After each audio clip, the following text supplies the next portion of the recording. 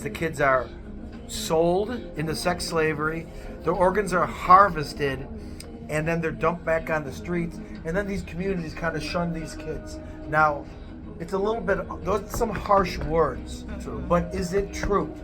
There is a portion of truth in it, and that's why it's sensitive. It stings because Filipinos are not like that, but because of force of circumstance, like poverty, extreme poverty, these things happen.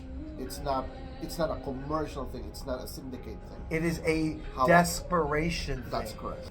What binds every community are the kids.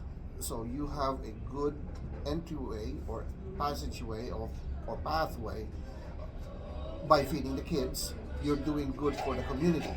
Even the low-level politicians will support you on that one.